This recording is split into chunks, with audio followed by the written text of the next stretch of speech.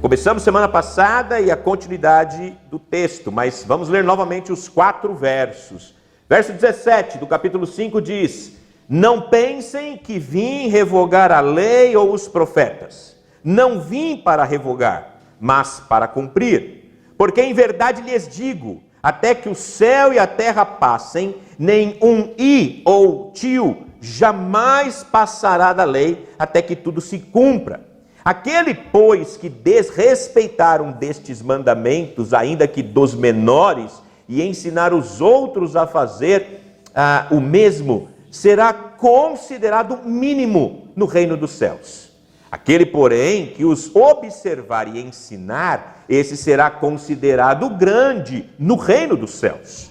Porque eu afirmo que, se a justiça de vocês não exceder em muito a dos escribas e fariseus, jamais entrarão no reino dos céus. Vamos orar? Pai querido, nós te damos graças pelo privilégio que temos de adorar o seu nome através de cânticos, através das ofertas, através da comunhão, adorar ao Senhor juntos em comunidade, que é uma bênção, é uma alegria para nós. E nós queremos também alegrar o Senhor com este culto de adoração ao teu nome, trazer realmente nossas ofertas do nosso coração e colocar diante do Senhor. Mas também, ó Deus, pedimos que o Senhor, por meio do seu Espírito, também fale aos nossos corações. Fale conosco por meio da tua palavra, nos ensine, nos guie, nos dirija. Nos dê, ó Deus, capacitação para entender tua palavra e, entendendo-a, nos capacite a praticá-la para a glória do teu nome, Senhor. Que eu seja apenas um instrumento nas tuas mãos para anunciar o teu reino, por meio de Cristo, para a glória do teu nome. Amém. Muito bem, Cristo e a lei é o tema central que nós estamos falando, com a proposta principal de a superioridade das Escrituras em tempos de relativismo. Nós dividimos então em 4 pontos, 4 marcas que demonstram a superioridade das Escrituras em tempos de relativismo, e falamos do primeiro ponto, a preeminência das Escrituras, no versículo 17, aonde deixamos claro que Jesus não veio revogar, Jesus não veio tirar, Jesus não veio acabar, mas Jesus veio cumprir a lei, porque a lei era de autoria divina.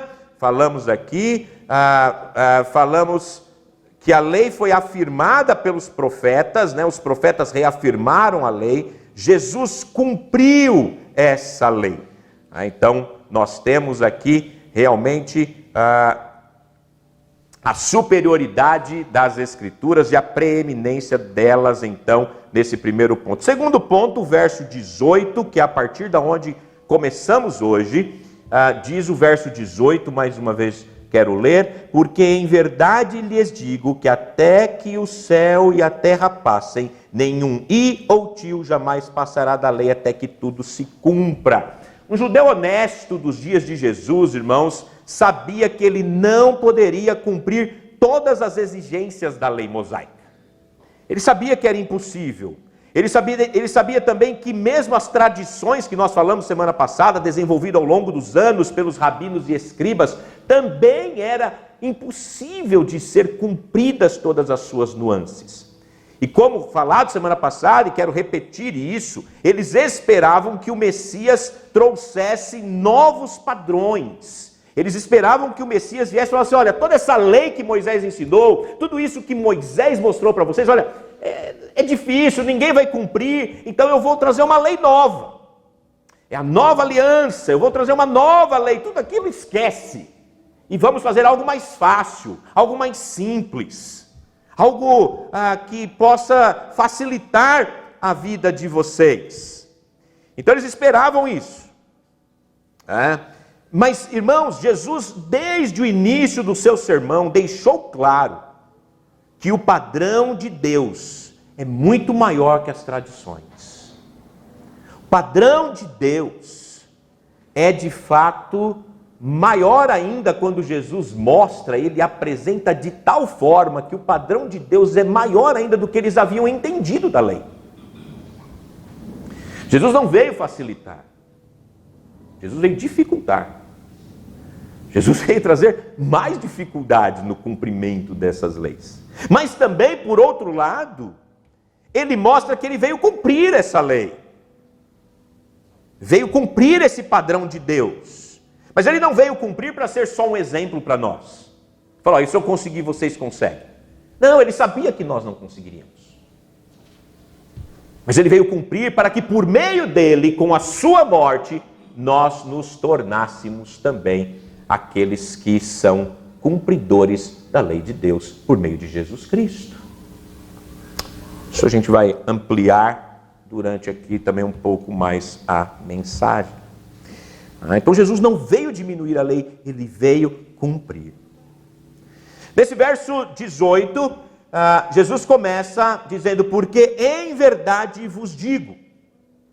Com essa introdução, Jesus confirma a importância do que ele estava prestes a dizer. A palavra em verdade aqui é amém, que quer dizer verdadeiramente, é uma palavra forte, é uma afirmação intensa. O que Jesus está dizendo com esta palavra, quando ele diz em verdade vos digo, ou verdadeiramente vos digo, ele está dizendo assim, o que eu vou dizer para vocês, o que eu digo para vocês agora é algo de forma absoluta, com qualificação e autoridade máxima.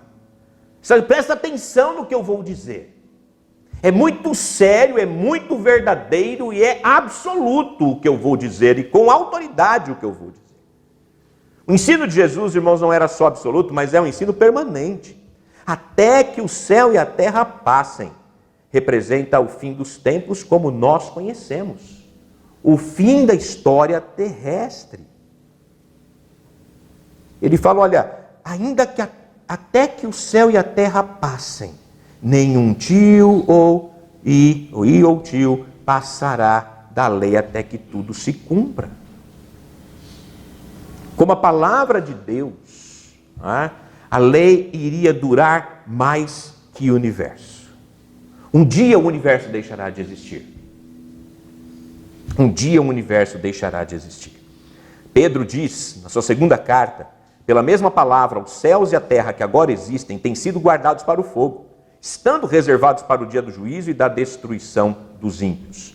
O salmista já dizia lá no Salmo 102, em tempos remotos lançastes os fundamentos da terra e os céus são obras das suas mãos. Eles perecerão, mas tu permaneces.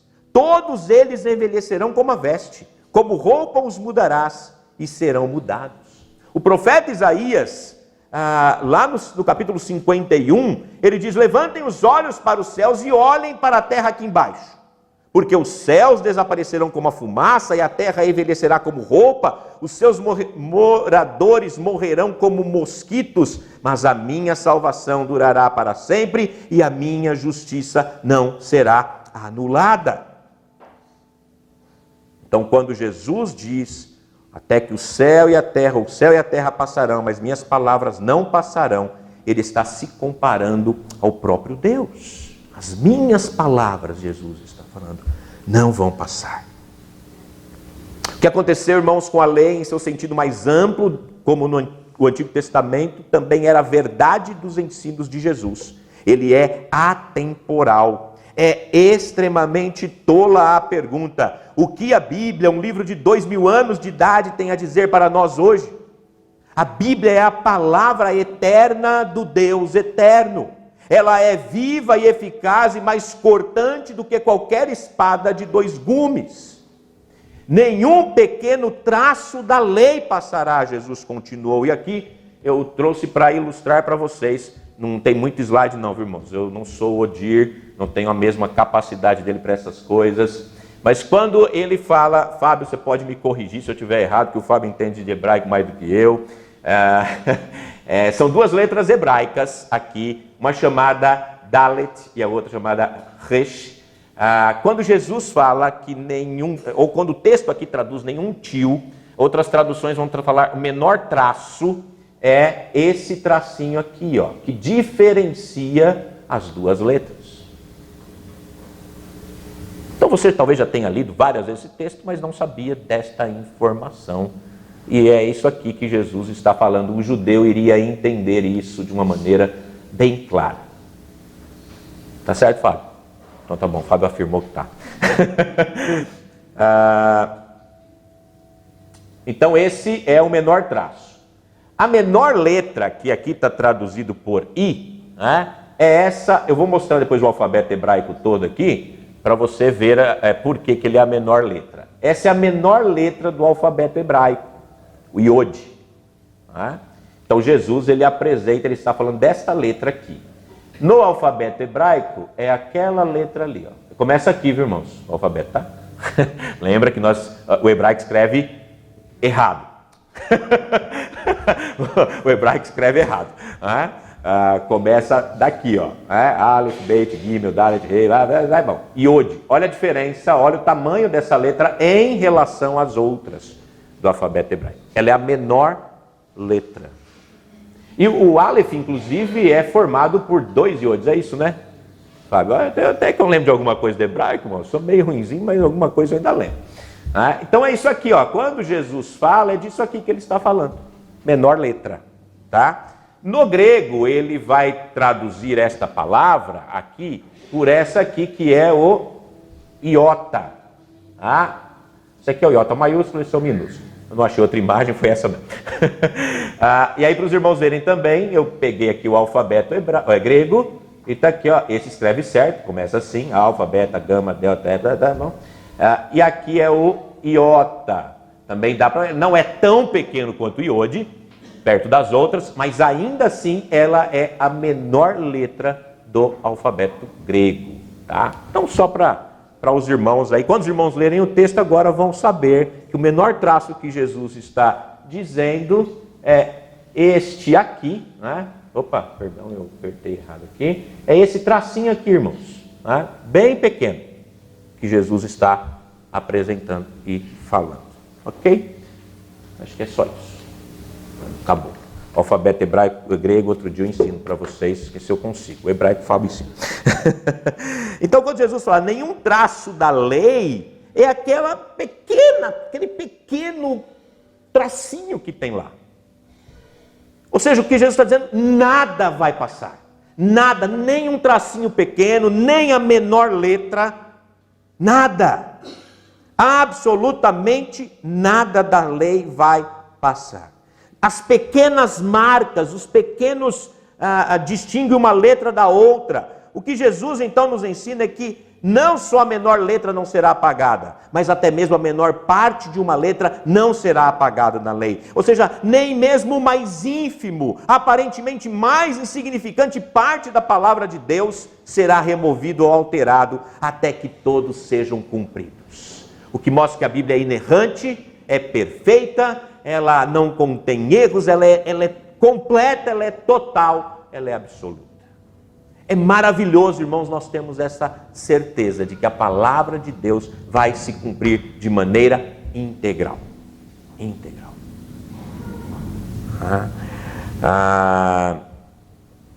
Então, como dito no ponto anterior, Jesus trouxe à conclusão toda a lei, certas partes judiciais, certas partes cerimoniais, e também da lei moral, como a observância do sábado. Mas a lei moral básica de Deus, que é centrada nos 10 mandamentos, ela foi repetida no Novo Testamento, e por isso que eu tiro o sábado aqui, porque o sábado não é repetido no Novo Testamento como uma obrigatoriedade para a igreja, a guarda do sábado, mas ele traz todos os outros 9 mandamentos dos 10 você vai encontrar no Novo Testamento sendo repetidos por Jesus ou pelos apóstolos. Todos os outros 9 você encontra. Todos eles. Isso também tem uma outra parte aqui que eu vou trazer com mais detalhes, um pouquinho mais detalhes sobre isso. Então, durante o ministério terreno de Jesus, ele cumpriu isso. Ele cumpriu essa vontade de Deus. Então, os 10 mandamentos, ainda 9 deles foram repetidos de maneiras aumentando ou ampliando um pouco, ou com um pouco uma característicazinha ali, mostrando a importância dele, mas todos eles são importantes e devem ser buscados. Que a gente vai falar, acho que no próximo ponto, que é a lei de Cristo, que nós vamos apresentar um pouco melhor. Outras profecias, irmãos, tanto do Antigo quanto do Novo Testamento, ainda serão cumpridas. Outras profecias. Todas as profecias que ainda não foram cumpridas, serão cumpridas. Nenhuma deixará de ser cumprida. Porque a palavra de Deus é verdadeira. Elas serão cumpridas. Elas serão cumpridas. Tudo na lei deve ser cumprido ou realizado. Não só as prefigurações e profecias, mas seus preceitos e as suas penas. Realizada primeira e pessoalmente de forma indireta por e sobre o fiador, que é Jesus Cristo. Cumprida, em segundo lugar, evangelicamente por seu povo. E realizada em terceiro lugar na condenação dos ímpios, que devem experimentar a sua terrível maldição para todo o sempre. O próprio Jesus, ao defender o seu messianismo ante os líderes judeus incrédulos no templo, ele diz em João 10:35, a Escritura não pode falhar. E ela não falhará. Ela não falhará. Quando os saduceus tentaram derrubar Jesus, perguntando para ele, olha, os irmãos devem lembrar aquela história, que os saduceus chegam e falaram, uma mulher teve 7 maridos. Casou com um, morreu. Casou com outro, morreu. Casou com outro, morreu. E viúva negra, né? Foi matando lá um por um. Morreram 7. Quando vier aí o reino, de qual delas ela será mulher? Eles tentaram falar, e agora? Vamos ver se Jesus consegue escapar dessa. Aí Jesus responde, vocês estão enganados, porque não conhecem as Escrituras e nem o poder de Deus. A questão era uma questão tola, na verdade. Jesus disse, porque a própria premissa deles estava errada. E Jesus explica por que a premissa deles estava errada. Pois na ressurreição não se casam, nem se dão em casamento, mas serão como uns anjos dos céus. Então ele corrige a premissa deles e o ponto de vista dos saduceus sobre a ressurreição. Os saduceus não acreditavam na ressurreição. E aí Jesus diz, quanto à ressurreição dos mortos, vocês nunca leram que o que Deus disse a vocês? Eu sou o Deus de Abraão, o Deus de Isaac e o Deus de Jacó. Ele não é Deus de mortos, mas de vivos. O que Jesus está dizendo nesse confronto com os saduceus é que o argumento deles estava baseado de uma maneira errada. E Jesus mostra num único tempo verbal que ele cita aqui, que eles estavam totalmente errados. Ele não é um Deus de mortos. Ele é um Deus de vivo. Que Jesus está dizendo, Abraão está vivo, Jacó está vivo, Isaac está vivo, e Deus é o Deus deles. É o nosso Deus. Deus não é Deus de mortos. Por isso haverá ressurreição dos mortos. Quando Jesus falou isso, esses homens não estavam mais vivos. A palavra de Deus, então, irmãos, é, portanto, autoridade. Não só a menor parte de cada letra, mas também nas formas gramaticais de cada palavra. Porque a própria Escritura não contém erros. Quando se acredita e obedece a ela, somos salvos do erro. Uma e outra vez Jesus confirmou a exatidão e a autenticidade do Velho Testamento. Ele confirmou o padrão de casamento que Deus estabeleceu no Jardim do Éden. Quando ele cita em Mateus 19:4. O assassinato de Abel, ele cita em Lucas 11:51.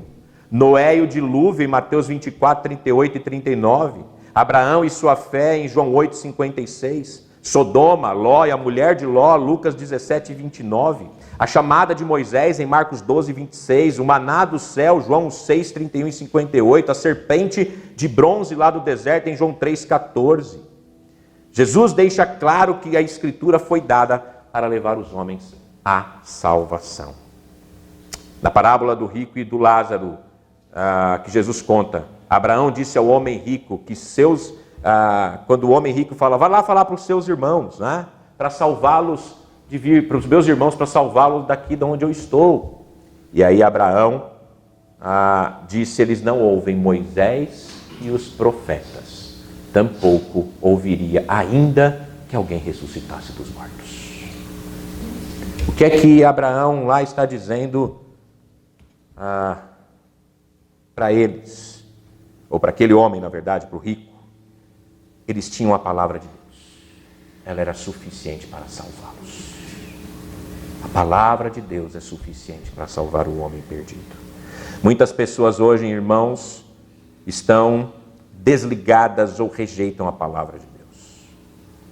Não é algo novo isso. Os incrédulos, por anos, têm se afastado dela e rejeitado ela. Muitas pessoas, assim como nos dias de Jesus, hoje, rejeitam Moisés e os profetas. Mas pior do que isso, irmãos, é que muitas igrejas estão rejeitando a palavra de Deus. Estão tornando-a menor do que o que ela é. Muitos pregadores querem apenas dar as suas opiniões e não olhar o que a palavra diz. Opiniões que não se encaixam com as Escrituras, irmãos, deixam os homens superficialmente contentes e satisfeitos. Mas também esses homens permanecem na escuridão do pecado. Não pregar a verdade é pregar a mentira. E os homens que acreditarem numa mentira não estarão crendo naquilo que é verdadeiro.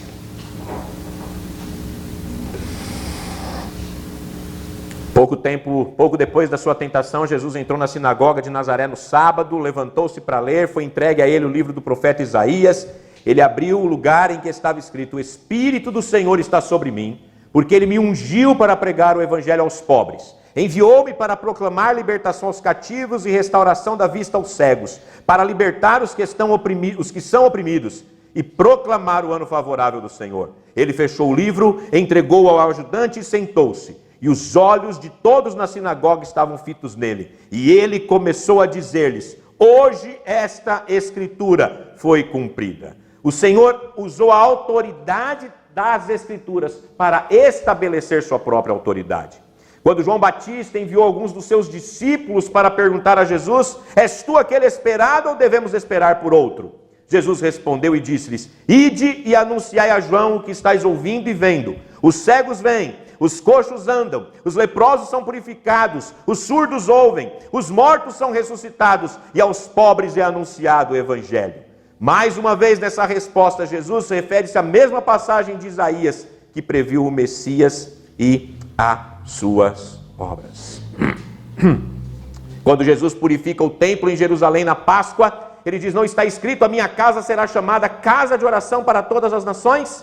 Mas vocês fizeram dela um covil de ladrões.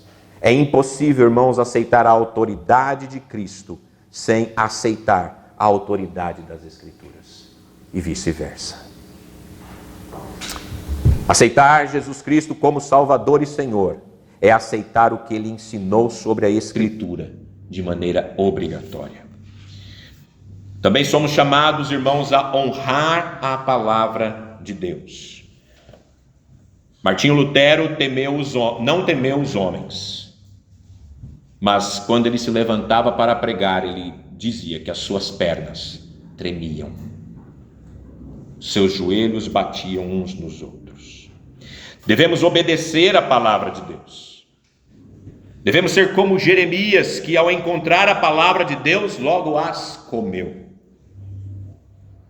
Ou como Paulo fala em Colossenses, devemos deixar a palavra de Cristo habitar ricamente em nós. Temos que defender a palavra de Deus. Somos chamados a batalhar pela fé, que uma vez por todas foi entregue aos santos. E devemos proclamar a palavra de Deus. Spurgeon disse certa vez: eu não posso deixar de falar de todo o meu coração sobre este tema que é tão caro para mim.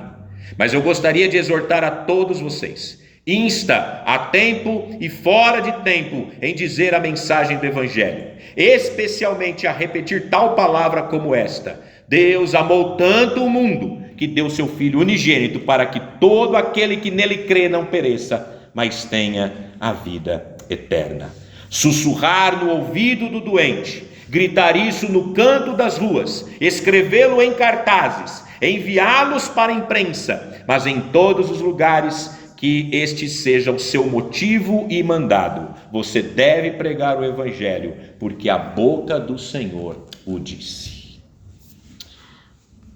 Terceira marca, a pertinência das Escrituras, versículo 19. Aquele, pois, que desrespeitar um destes mandamentos, ainda que dos menores, e ensinar os outros a fazer o mesmo, será considerado mínimo no reino dos céus. Aquele, porém, que os observar e ensinar, esse será considerado grande no reino dos céus. Muitas vezes ouvimos a expressão, hoje é uma expressão um pouco já antiga, hoje não se fala mais muito essa expressão, mas quem é da minha idade, um pouco, talvez mais novo, já vejo até usado essa expressão, né? Eu faço o que me der na telha. Não é uma expressão comum para os dias de hoje, né? Uma moçada de hoje aí não usa mais essa expressão. Mas acho que a maioria aqui conheceu essa expressão, ou até já falou essa expressão em algum momento. Eu faço o que eu quero, eu faço o que me der na telha. E isso é uma abordagem popular também hoje, não com essa palavra, mas eu faço o que eu quero. Liberdade tem sido equiparado a fazer o que quiser. E essa é uma atitude antinomiana, ou seja, anti-lei. É a rejeição das regulamentações, é a rejeição das regras de todos os tipos. Essa foi a atitude de Israel durante o tempo dos juízes. Todo mundo fazia o que era reto aos seus olhos. Não havia rei em Israel, cada um fazia o que queria. Virou uma bagunça, né, o livro de Juízes. Você lê lá, eu acho o ciclo que acontece no livro de Juízes é algo fantástico que você vai ver, e tudo por causa disso. Eles faziam o que eles queriam. Eles faziam o que eles queriam. O antinomianismo, ou seja, ser anti a lei, se reflete nos nossos dias no existencialismo pessoal, conceito que ensina o cumprimento apenas do momento presente. Não importa as regras, não importa os códigos, não importa as consequências. Eu faço o que eu quero. Não tem, eu não quero saber. Eu rejeito a autoridade. Ninguém tem que fazer regras para mim, mas também ninguém quer ser responsável por aquilo que faz.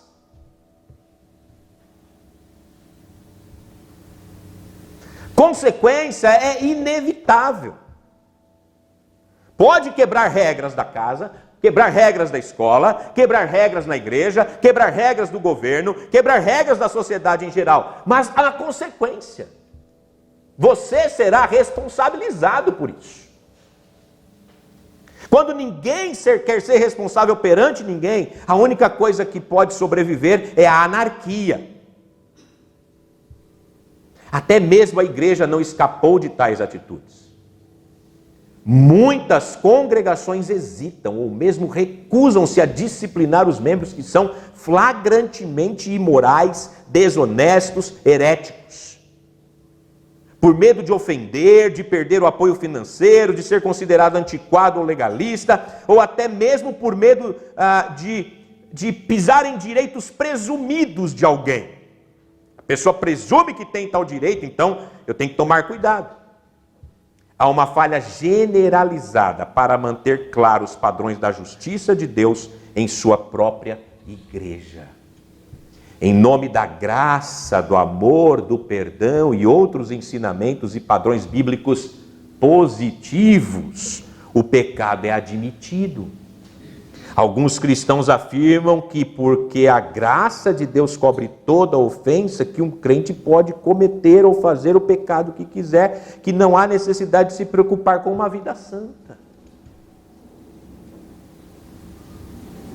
Nossa nova natureza divina, irmãos, natureza incorruptível, é boa e é eterna, e isso é o que importa, é o que eles dizem. Essa ideia é simplesmente um renascimento do dualismo grego, que causou tantos estragos na igreja primitiva, que Paulo trata isso nas cartas aos Coríntios. Mas mesmo o cristão sincero não pode deixar de se perguntar sobre a relação entre a lei e a graça.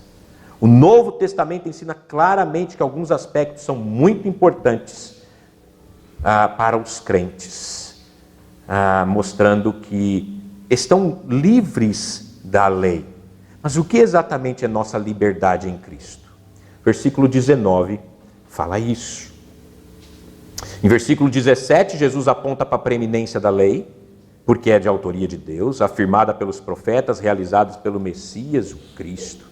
Versículo 18, ele mostrou a permanência da lei, que ela é duradoura, sem a menor alteração ou redução até que a terra passe. E no versículo 19, ele mostra a sua pertinência. Os judeus ainda estavam sob todos os requisitos da lei do Antigo Testamento. Nos versículos 17 e 18, Jesus deixa isso claro, que ele veio cumprir, não diminuir ou desobedecer a lei. E no versículo 19 ele declara que os cidadãos do seu reino também não devem diminuir ou desobedecê-la. Ele declara isso, e na luz da sua própria atitude sobre a resposta à lei, Jesus ensina agora que essa deve ser a atitude dos seus seguidores.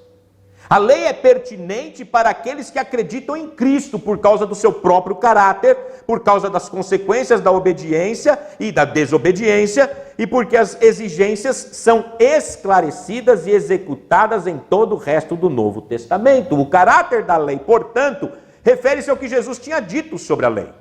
A lei é absolutamente pertinente para aqueles que confiam em Deus, porque é a sua palavra e é exaltada pelos profetas e realizada pelo próprio Messias. A Bíblia, irmãos, não é uma coleção de ideias religiosas dos homens, mas a revelação da verdade de Deus.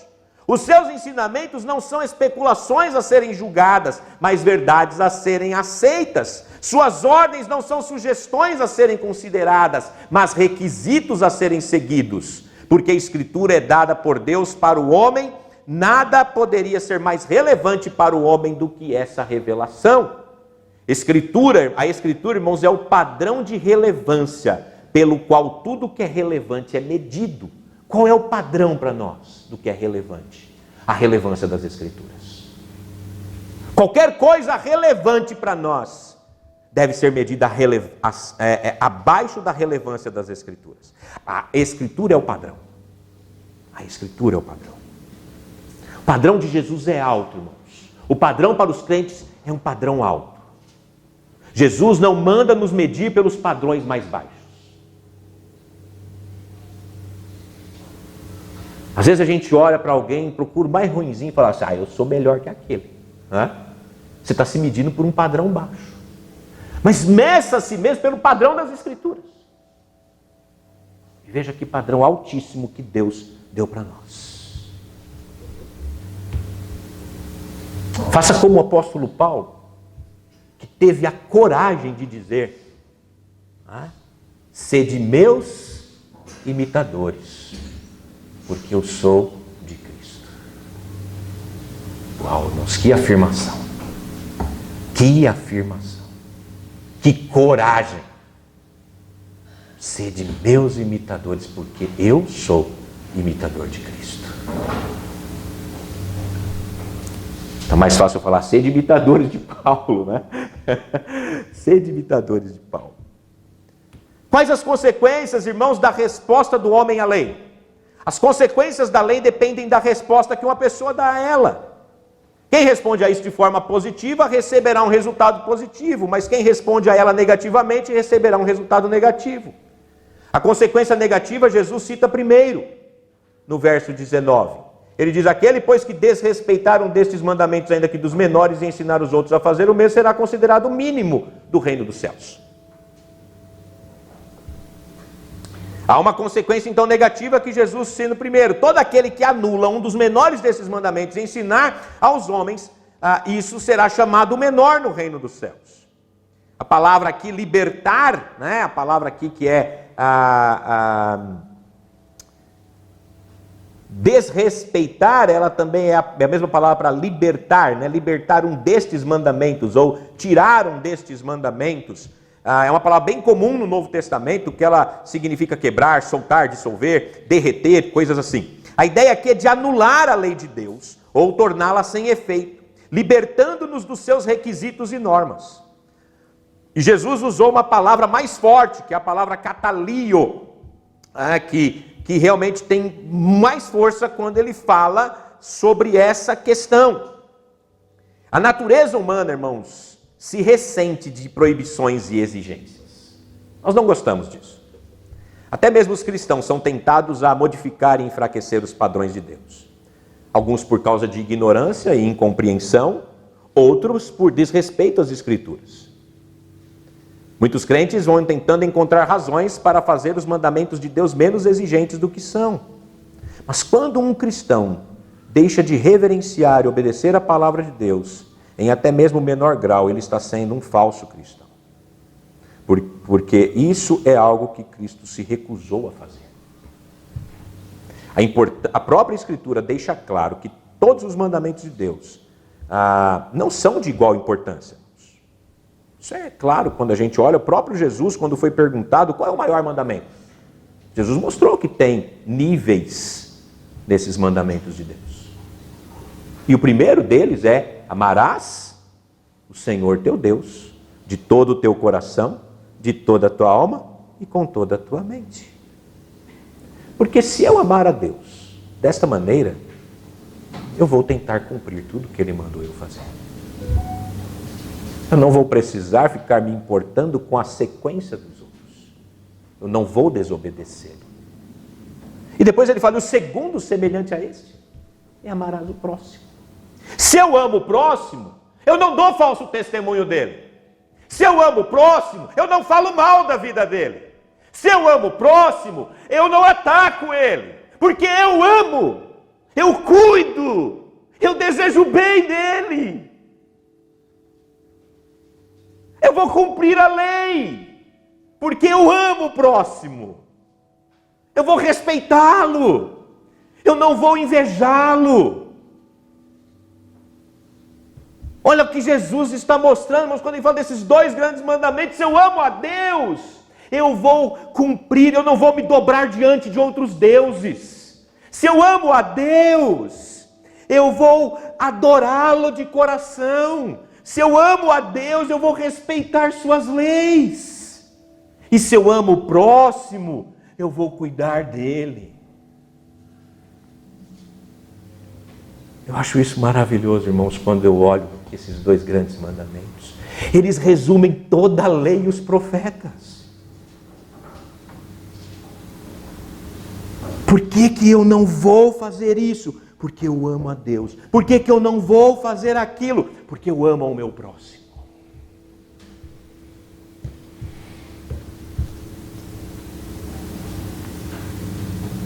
Por que eu corrijo quem está no erro? Porque eu amo o meu próximo. É fantástico, irmãos, quando a gente olha isso.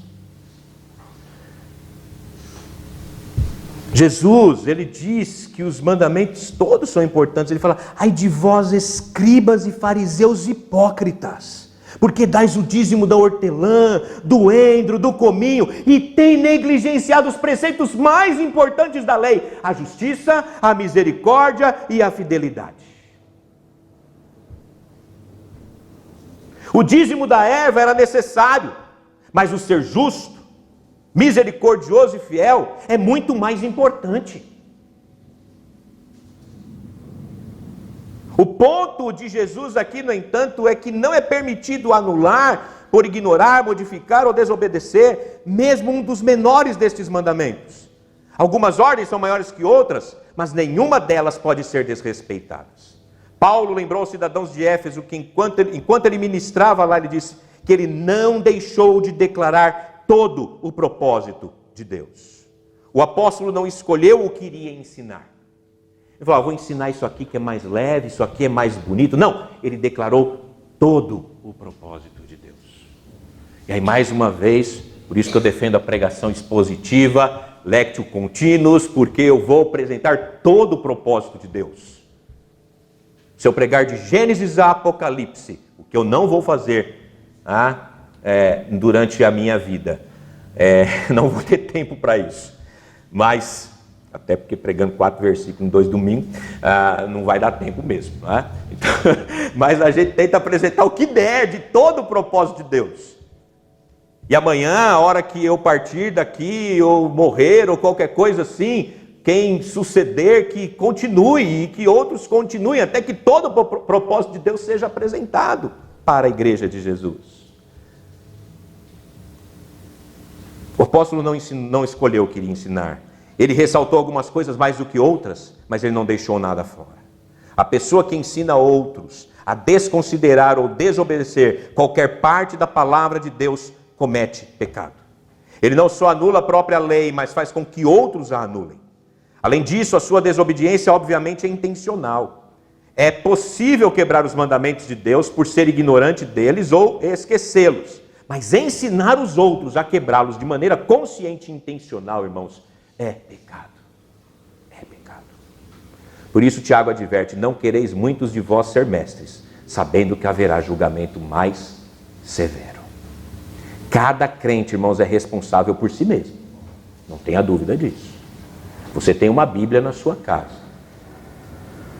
Você tem capacidade por si mesmo de entender certas coisas. Tem coisas mais difíceis, eu concordo. Mas aqueles que ensinam, irmãos, são responsáveis não só por si, mas são responsáveis por aqueles que eles estão ensinando. E aí, irmãos, não é só o pastor, não é só os pastores, os pregadores, mas os professores de escola dominical.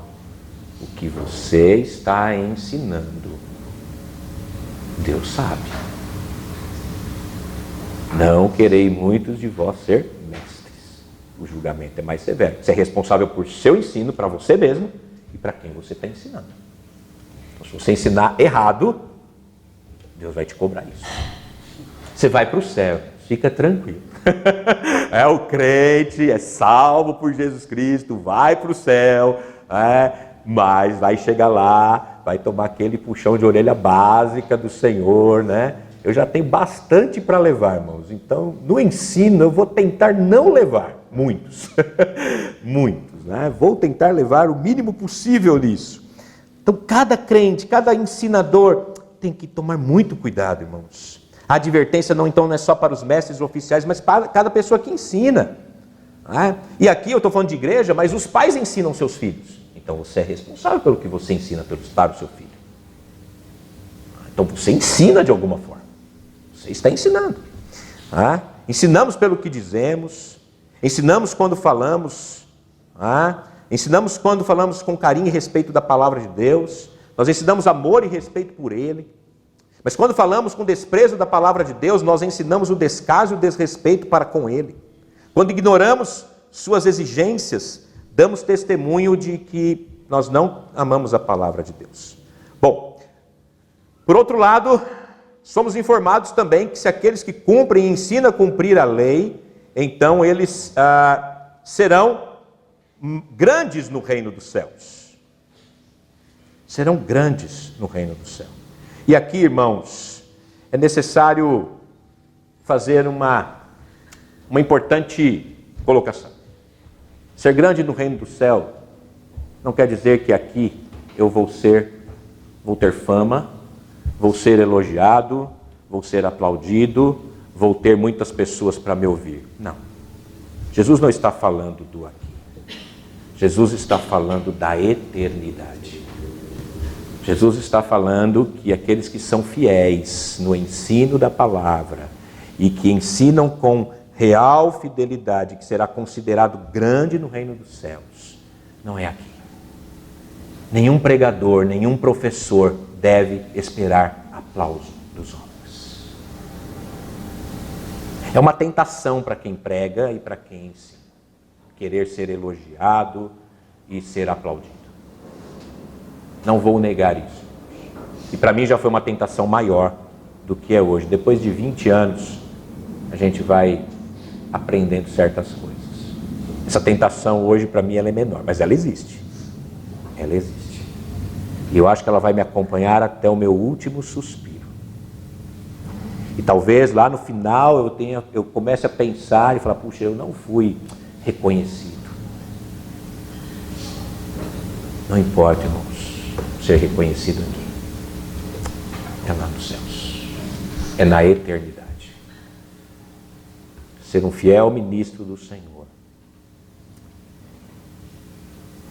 Ensinar a palavra de Deus com exatidão, ou a maior exatidão possível. E observar e ensinar isso. Não é só observar, não é só ensinar, mas é observar também. Será considerado grande. Aqui, não. No reino dos céus. Eu nunca vou ter um público como o do Billy Graham. Eu nunca vou ter um público como o do Augustus Nicodemos. Eu nunca vou ter um público como o do Jonas Madureira. Estou falando de homens crentes, fiéis à palavra, que observam a lei, irmãos, também, de Deus. Eu nunca vou ter estes públicos. Eu nunca vou ter a fama humana. Eles não procuraram isso também, que eles têm. Que isso fique muito claro. Nunca vou ser um Russell Shedd, para quem conheceu ou ouviu falar de Russell Shedd. Nunca vou ser esses homens. Eu vou ser sempre o Messias.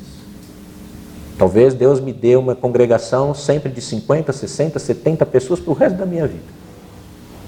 Mas não importa se são 10, se são 20, se são 100 ou 200. Eu quero pregar com exatidão e viver a palavra de Deus. Essa é a minha obrigação. E se eu assim o fizer, eu serei considerado grande no reino dos céus. E é lá que importa. Em quarto lugar, irmãos, e último ponto. O propósito das Escrituras. Falei que ia ser 1 hora. Eu estou cumprindo a lei aqui que eu disse. Espero conseguir nesses 11 minutos para dar 1 hora de pregação aqui. O propósito das Escrituras, Mateus 5, 20. Porque eu afirmo que se a justiça de vocês não excederem muito a dos escribas e fariseus, jamais entrarão no reino dos céus. Interessante este versículo. Jesus cita a justiça dos escribas e fariseus. Eu passei muito tempo, irmãos, tentando entender esse versículo. Jesus passa a sua vida criticando os escribas e os fariseus. Você lê a crítica, Jesus o tempo inteiro criticando estes homens. Mas aí, aqui, numa das primeiras menções sobre esses homens, ele disse: a vossa justiça não exceder em muito a dos escribas e fariseus. Vamos lá, tentar entender o que Jesus está dizendo. É falso, irmãos, o ensino da salvação pelo esforço humano. Jesus confronta isso frontalmente neste versículo, e que toda a Escritura, do começo ao fim, contradiz que o esforço humano pode salvar alguém.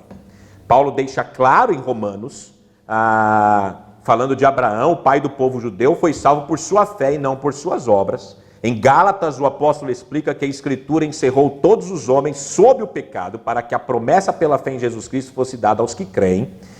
Então, fora do pecado, a Bíblia não se opõe a nada mais com tanta veemência do que a religião da realização humana. Jesus contou uma parábola para certas pessoas que confiavam em si mesmo, crendo que eram justos e olhavam para os outros com desprezo. A história é bem conhecida, né? A história do fariseu e do publicano. Interessante a oração do fariseu, porque o fariseu orava: ó Deus, graças te dou, porque não sou como as outras pessoas. Roubadores, injustos, adúlteros, nem ainda como este publicano. Não apontei para você não, viu, Raio? Apontei para o chão. Nem ainda como este publicano, estando em pé à distância, jejuo 2 vezes por semana e pago o dízimo de tudo que eu recebo. Olha, eu sou bom. É isso que ele está dizendo. Eu faço tudo certinho. O publicano, estando em pé à distância, nem ainda queria levantar os olhos aos céus, mas batia no peito dizendo: ó Deus, sê propício a mim, pecador. Digo-vos que este desceu justificado para a sua casa em vez do outro. E Jesus diz: porque quem se exalta será humilhado, mas quem se humilha será exaltado. O homem de menor estima e mais odiado na sociedade judaica, irmãos, era o coletor de impostos, o publicano. Ele era odiado, porque ele era um judeu que tinha se vendido para Roma, com o objetivo de coletar impostos dos seus irmãos, judeus. Ele extorquia tudo que podia extorquir de uma pessoa. O negócio de extorquir por impostos é antigo, irmãos. Não é de hoje, não é só no Brasil, não. Já tinha lá nos dias de Jesus. No Israel teocrático, nós vemos várias leis sobre essa questão de você não tirar proveito dos seus irmãos. Mas esse Israel democrático já era uma bagunça. Embora demo possa ser associado ao democracia, né? Mas não é, irmãos, é governo do povo. Mas a teocracia é o governo de Deus. Mas o publicano, ele roubava. E ele roubava acima do que Roma pedia. Porque, na verdade, ele queria pegar para ele uma parte. Ele tinha o salário de Roma, mas ele também roubava para si. Cobrava impostos acima do normal. Então ele abandonou a nível nacional, social, familiar, a lealdade religiosa por causa do dinheiro. E Jesus aqui fala dele. O fariseu, por outro lado, era o modelo judeu, altamente religioso, moral, respeitável. No entanto, Jesus disse que apesar da traição e do pecado do publicano, ele seria justificado por Deus por causa de sua fé penitente, ao passo que o fariseu, apesar de seus altos níveis de moralidade e religiosidade, seria condenado porque confiava em sua justiça própria e na sua própria bondade. E isso não funciona. Não é assim que funciona. Não adianta você chegar para Deus e falar: Deus, eu sou bonzinho, eu faço tudo certinho. Você chegar lá diante de Deus e falar: Deus, por que eu devo deixar você entrar aqui no céu? Não, porque eu sou bom. Olha, eu dou o dízimo de tudo, eu jejuo, eu sou bom, Deus. Não é? Eu não sou como estes homens aí que roubam, que matam. Não, eu não. Eu não sou como eles. Eu sou bom. Sua bondade própria não funciona. Para Deus não funciona. Porque na verdade o problema não é o que eu faço, mas é o que eu sou. Eu sou pecador. Ainda que eu faça coisas boas, eu sou pecador. Na presente passagem, então, Jesus está exemplificando que o que os fariseus fizeram não foi suficiente para ganhar a entrada no seu reino. Os legalistas, ouvintes de Jesus, eles não poderiam ser salvos por serem religiosos e morais de maneira meticulosa. Eles não poderiam entrar no céu. E a pergunta: se estes homens que procuram meticulosamente ser religiosos e moralistas, quem poderá entrar então? Isso que Jesus vai responder aqui. Depois de mostrar a preeminência, a permanência, a pertinência, então Jesus mostra o propósito da Escritura.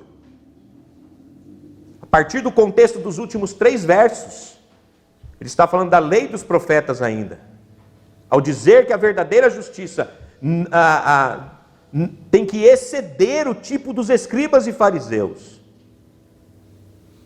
A verdade implícita então em Mateus 5,20 é a seguinte: o propósito da lei de Deus era mostrar que para agradar a Deus e ser digno da cidadania do seu reino, mais justiça é necessário do que qualquer um pode ter ou realizar por si mesmo. O objetivo da lei não era mostrar o que fazer, a fim de se fazer-se aceitável, muito menos para mostrar quão bom um homem pode ser, mas para mostrar quão pecadores e desamparados todos os homens são por si mesmos. O propósito da lei, irmãos, não era salvar. O propósito da lei era condenar. Ela mostra a minha incapacidade. Ela mostra o meu pecado. Ela mostra como eu estou longe do Senhor. Como o Senhor apontou para os judeus na primeira bem-aventurança, o primeiro passo para a cidadania no reino é ser pobre de espírito. Reconhecer sua própria miserabilidade total, sua inadequação diante de Deus. É isso que ele diz. Os escribas, irmãos, eles eram também aqueles que estudavam as Escrituras. Eram os intérpretes primários das Escrituras. Então Jesus, quando fala escribas e fariseus, está falando, esse é o padrão mais alto que a sociedade judaica tinha. E Jesus fala, nem o padrão deles vai salvá-los. Não tem jeito. Nem o padrão que eles têm de observância externa da lei, da tradição. Porque, na verdade, irmãos, o que acontecia com os escribas e os fariseus? O padrão de justiça deles, ensinada e praticada, era diferente da justiça de Deus em vários aspectos importantes. Ela era externa, era parcial, era redefinida e era autocentrada. Externo, primeiro era externo, porque todos os escribas e fariseus, aqui eles mostravam uma observância externa da lei e da tradição. Eles levaram pouca consideração dos motivos e atitudes. É por isso que Jesus vai começar a ensinar sobre isso no verso seguinte. Ele vai dizer, aí eu vou começar a dar um spoiler da pregação do próximo domingo, mas Jesus vai dizer, foi dito aos antigos, não matarás. E para o judeu, então, matar era o quê? Pegar, dar uma facada em alguém, tirar a vida dele, dar uma machadada, dar um tiro, se fosse nos dias de hoje, alguma coisa assim. Pronto, eu nunca fiz isso, então eu não matei. Nunca matei. Aí Jesus fala assim, eu porém vos digo, todo aquele que se irar contra o seu irmão, está sujeito a julgamento.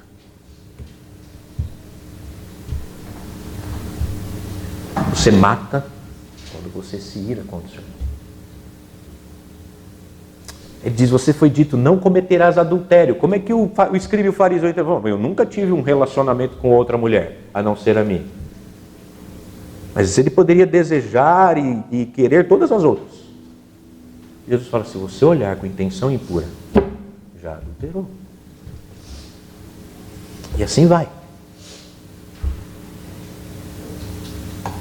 O padrão deles era apenas exterior. Mas Jesus, mais uma vez, irmãos, como falei domingo passado, Jesus está preocupado com os motivos que nos levam às nossas atitudes. Não importa o quantos eles podem ter odiado uma pessoa, se não matasse, eles não eram culpados de quebrar o mandamento na mente deles. Não importa o quanto eles cobiçassem, eles não se consideravam culpados de adultério ou fornicação, desde que não cometeu o ato físico. Em Mateus 23, Jesus nos dá uma imagem gráfica do caráter externo da religião. Ele fala, vocês limpam o exterior do copo e do prato, mas por dentro estão cheios de rapina e autoindulgência. Ai de vós hipócritas, é assim que ele rotula os fariseus. Eles não viam nada de errado em ter maus pensamentos. Eles achavam que Deus iria julgá-los não pelo que eles pensavam, mas por aquilo que eles faziam. Mas Jesus diz que não é justiça isso. Então, na verdade, Jesus está preparando agora, irmãos, um sistema correto que vai ser a sequência do Sermão do Monte. O sistema ímpio das obras de justiça é externo. O sistema divino é interno. É o coração. É o coração. Quando a gente entende que não consegue ser santo da mesma forma que Deus é santo. Mas se nós não temos nenhum desejo de ser, então nós mudamos o significado de santidade. Quando eu desejo ser como Deus, mesmo sabendo que eu não vou conseguir, esse é o padrão. Eu vou tentar. Eu não quero ser orgulhoso, eu não quero ser autossatisfeito, eu não quero receber a aprovação e os elogios dos homens. Eu quero ter uma vida piedosa, quebrada, chorar pelo meu pecado. Não se conformar com a injustiça, ser misericordioso. É isso que devemos desejar. Os judeus queriam governar suas próprias vidas e determinar seus próprios destinos. Não estavam dispostos a submeter-se a um rei que quis governar a partir do interior. Jesus não está importado, Jesus não se importa com o que nós temos. Jesus se importa com o que somos. Jesus não se importa, entendam, tá? Senão vou falar que eu estou falando que pode viver de qualquer jeito, mas Jesus não está mais preocupado, vamos pôr assim, com o nosso exterior, mas Ele está preocupado com o nosso interior, porque o nosso exterior deve refletir o que há no nosso interior. Então o primeiro que tem que mudar é de dentro para fora, não é de fora para dentro. Não é de fora para dentro. Às vezes eu ouço testemunhos de algumas pessoas que se converteram. Como é que foi sua conversão? O que você fazia? Eu fumava e bebia. Agora eu não fumo e não bebo mais. Mas se o cara for no AA, ele para de beber. Parar de beber e parar de fumar não é salvação, irmãos. Salvação é Cristo mudar o coração, o caráter, a vida, transformar.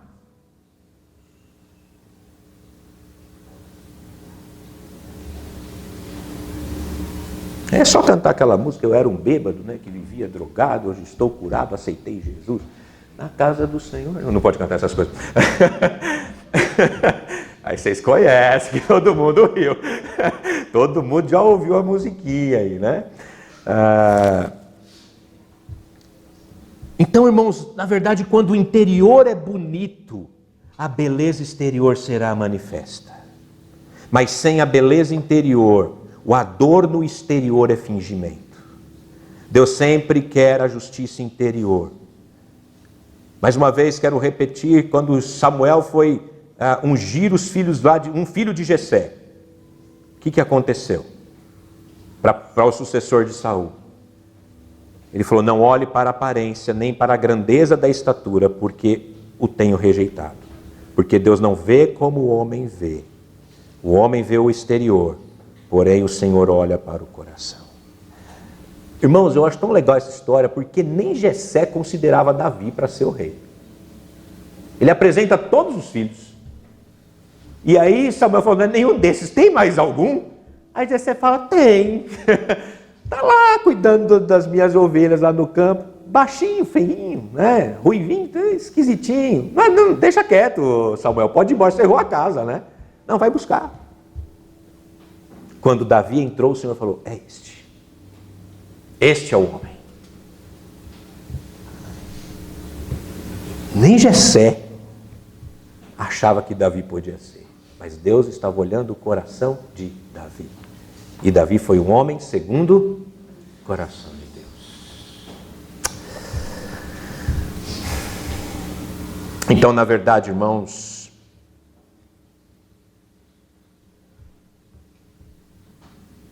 nós temos que buscar e conhecer a justiça que vem de Deus. E eu já estou indo para a conclusão. E é só uma. É trágico, irmãos, que muitas pessoas hoje, como os escribas e fariseus, vão tentar de alguma maneira agradar a Deus, da sua própria forma. Eles vão pagar qualquer preço, mas não vão aceitar o preço que Ele pagou. Eles vão fazer qualquer trabalho para Ele, mas não vão aceitar a obra consumada de seu Filho para eles. Eles vão aceitar qualquer presente de Deus, exceto o dom da sua salvação gratuita. Tais pessoas são religiosas, mas não são regeneradas. Elas não entrarão no reino dos céus. Jesus disse que ia defender a lei de Deus e que a nós foi dado a lei de Cristo, Jesus, para viver. Essa lei é maior do que qualquer tradição feita pelo homem. Jesus veio restabelecer a preeminência, a permanência, a pertinência e reafirmou o propósito de Deus para as Escrituras dada desde o início. O propósito das Escrituras é para mostrar que cada pessoa é um pecador incapaz de cumprir a lei de Deus. Quem abaixa os padrões a um nível que ele pode cumprir, será julgado pela lei de Deus e excluído da graça de Deus. O padrão de Deus é alto. Eu não posso cumprir. Eu não vou conseguir cumprir. Jesus cumpriu no meu lugar. E pela obra consumada dele, então hoje eu sou salvo e sou um cumpridor desta lei. Eu vivo pela graça, eu vivo pela fé, e não pelos meus esforços, mas pelo que Cristo fez por mim. Eu não preciso subir de joelhos uma escadaria, eu não preciso andar quilômetros numa romaria, eu preciso de Cristo e somente Cristo. Ele cumpriu a lei e os profetas, e em Cristo somos cumpridores desta lei, porque Cristo fez isso em nosso lugar. É tudo por Deus, para a glória de Deus. Como disse Paulo em Romanos 11, porque dele, para ele e por ele são todas as coisas. A ele a glória eternamente. Amém. Deus nos abençoe.